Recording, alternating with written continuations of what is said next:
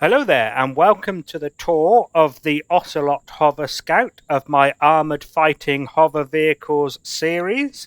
My name is Wimperman, and I'm the Chief Designer, Chief Builder, Chief Architect, and of course, Chief Dumbass of the Ocelot HoverScout Update project. So, before we take a look at the new vehicle here, I will first show you the original vehicle. So here is the original Ocelot, which was built before the game was released, and therefore it was built before there was any weights and volumes, so there was no cargo containers, no CPU either, so the way I built things to keep them lower level was to use less resources, was the idea, although being an armoured fighting vehicle, it was armoured. But this is the original here, and you will see the similarities of the new one in a mo. Now, interestingly, in case anyone cares, commentary time. I liked the way this one looked until I built that one, and now I don't. So, as you can probably tell, there's a tiny little window. Now, the idea of that was just to have less weak points. The thing is, it didn't give much review in here. Now, a funny thing has happened, because this is the same cockpit seat that was in here before. Now, Empyrion apparently have changed something with this cockpit, because this used to be the view, and now this is the view. So it turns out that this cockpit seat is now 2 blocks high, and I can put stuff there. So I did play with an updated design that used that and just had the floor 1 block higher, but it didn't look quite right, so I did go with the other cockpit seat in the end. Right, so let's take you through the features of the new version, starting with its role and its task equipment. So as you can probably tell by the name HoverScout, it is supposed to be a military scout car. Now, and therefore used for reconnaissance. Now, in order to facilitate that, it is fast, it is lightly armoured, and lightly armed. Next then, I'm going to talk about its propulsion, handling, and lift capacity.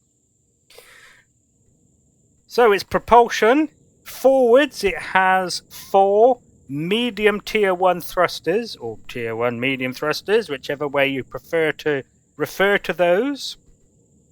It has 2 medium tier 1 thrusters in all other directions. Right, handling wise, statistics, so for forward thrust, it has 43 meters per second squared acceleration, 22 meters per second squared in all other directions. That's its maneuverability out the way. Agility-wise, it has a yaw of 51 degrees per second. I don't particularly consider pitch and roll very important on ground vehicles, but if you want to know them, they are there and there. Another thing I think I should point out as part of its handling is that on this side of the vehicle is 2 heavy weapons, 2 weapons that weigh a lot, I should say. They're not particularly damaging. And also the ammo is over on this side of the vehicle. Now, I've never noticed it leaning over. You probably won't either, but maybe in a high G world it might. It might also affect its balance going over terrain like that, for example. So do just bear that in mind, that the heavy stuff is all on one side of the vehicle. Right, let's go inside and have a quick drive. This is without pilot mode on. Maximum speed of 50-ish meters per second, although I haven't reached it yet, so go figure. I don't think it's too bad, considering.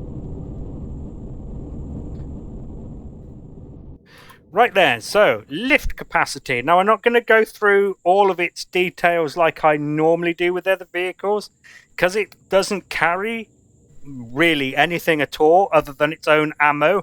I will say that I've done the maths, and in 4Gs, the 4 hover engines that it comes with will lift 20 tons, and the vehicle itself weighs 12.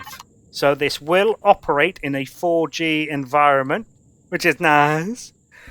So the next segment then I will talk about is its power, fuel, and air. So if we go into the back here, we'll see it has a single small generator. Its fuel is provided by 5 small fuel tanks. Its air is 2 O2 tanks, an O2 station, and a ventilator. That's right, ladies and gentlemen. It is, in fact, airtight in here. It's already oxygenated, so I just need to turn on the blue shapes to prove that it is. Oh my god, those of you who know will know.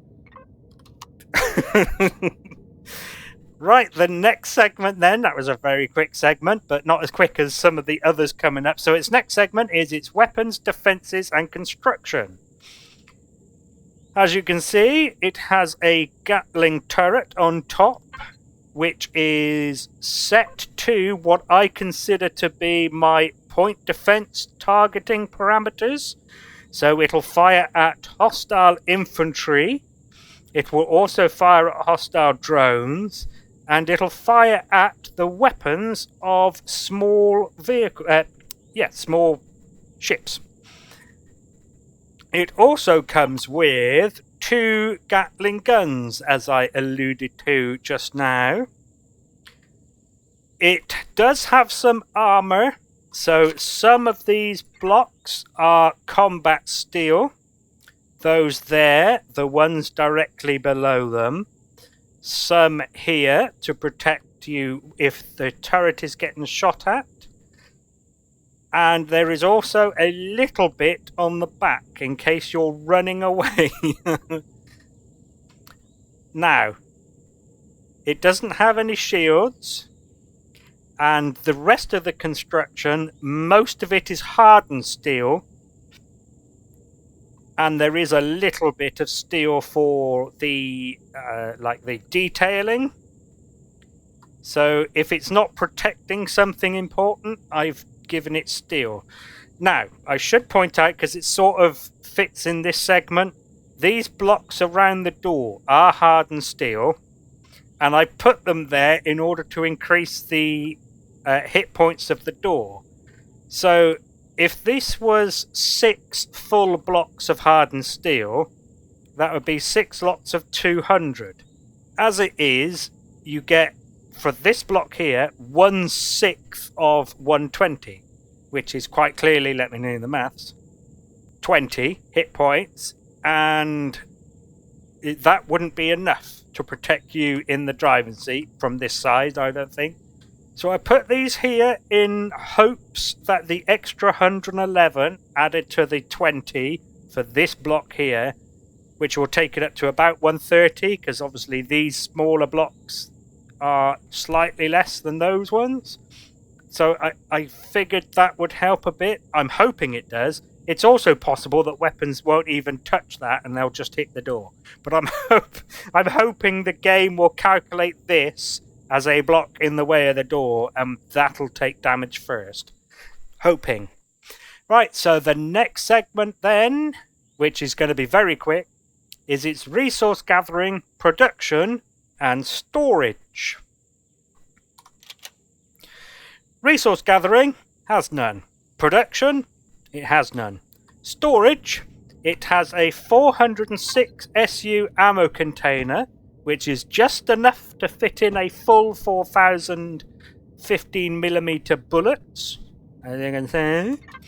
It also has 2 small cargo boxes, an armor locker, and a mini fridge.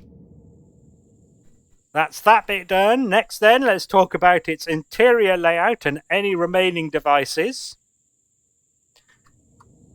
Well, here's the interior layout. You walk in the door and you got the seat. So, remaining devices then. The detector is there. The LCD projector projecting the holo display that shows you the device groups and signals shortcuts is there. It has a Wi-Fi, which is there. And I do believe that's it. Oh, and a single docking pad. There you go. Right, next then, I will talk about its shortcuts and signals. So, as usual with my vehicles, although there will be some where this is not the case, but most of the time it is, propulsion, etc. is the first device group. That'll turn on and off all of the thrusters and all of the hover engines. The next one down is clearly the headlights, which are there. The next one down are clearly the tail lights. Of course, I have my patented red flares on the back, so you can turn those off if you like. Just in case this is the first tour of mine you've seen, I will go over this really quickly. I include a ventilator switch to save a bit of power. So, I don't know where I'm going. Hang on. So, if we turn off the oxygen, you'll see that the power left doesn't change. It will suck all the oxygen into the tanks, but it doesn't save any power. However, if we turn the ventilator off, it will save some power. So I've given you that in case you need to save a little bit while you're in a breathable atmosphere. So the custom signals then, the first one is power save. It doesn't do much on this vehicle. It turns off the holo display there, and it turns off the Wi-Fi in here. And I'm absolutely positive that's all it does, because it's very sparse in terms of equipment, really. The next one down is turning the turret on and off. The one down from that is to turn on and off the Gatling turret. The Gatling guns, the fixed guns.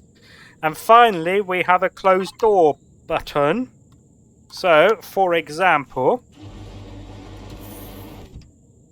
we hop into the vehicle and then we get into the seat. Forgetting that the door is open, we can now close the door. And this switch will only close the door. It won't open it again. Right. That leads us on to the last category, and that is its CPU and upgrading. So, you may have noticed there is no CPU extenders in the back. So, its CPU is just over a tier 1. It's 5043 out of 5000. Now, that does mean it is 98% efficient, which, to be honest, I'm okay with. I think anything below 96 and I would rework the vehicle. 98 is fine. I did actually take off a hover booster in order to get in the other 2 fuel tanks, which is actually why we're over CPU. Now, upgrading wise, there is a space that I have left for a T2 CPU extender. You can't really do much with it because it's such a small vehicle, but you could pop another turret here. I wouldn't recommend putting on a shield because you would need more than just that generator. What else can you do? Oh, yeah, upgrade the thrusters. There you go. I knew there was something else. I just couldn't remember what it was. Yeah, you can upgrade the thrusters to make it even faster.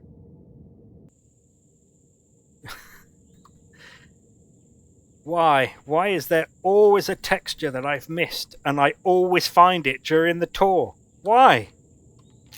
I went round this thing 3 times, I think it was. At least twice I went round this thing checking for damage texture.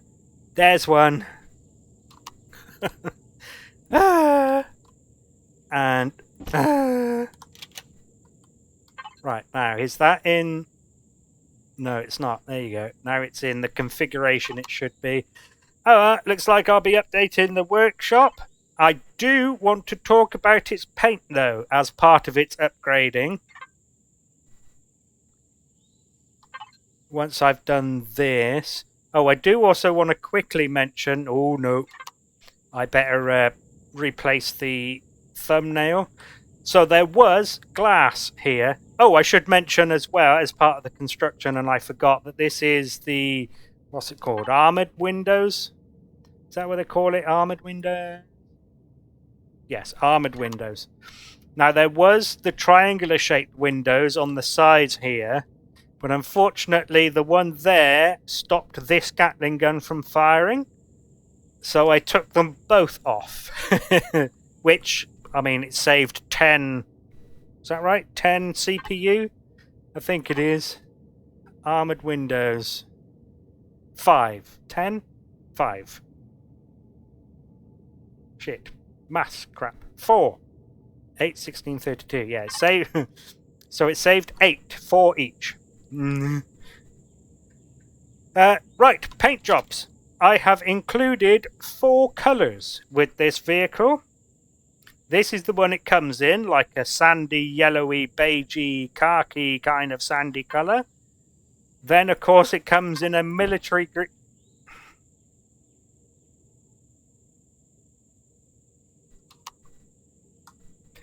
Ignore that. That never happened. You didn't see it happen. It never happened. It comes in a military green. Shut up. It also comes in a lovely PooPoo Brown. And it comes in this ever so slightly blue shade of dark grey. And I can prove it's ever so slightly blue. 40, 40, 41. See? So, 4 colours. Oh, and actually, I mean, if you really wanted to, I mean, you would struggle with changing it back because I use these colours elsewhere. But, in my opinion, it also looks fairly good in that light grey, that nearly black, that green, that grey. Yeah, there you go. Right, so there you go. Thank you very much for taking an interest in the Ocelot HoverScout. I hope you get some use out of it. And hopefully I will see you in another video for a different build. So thank you again, and goodbye.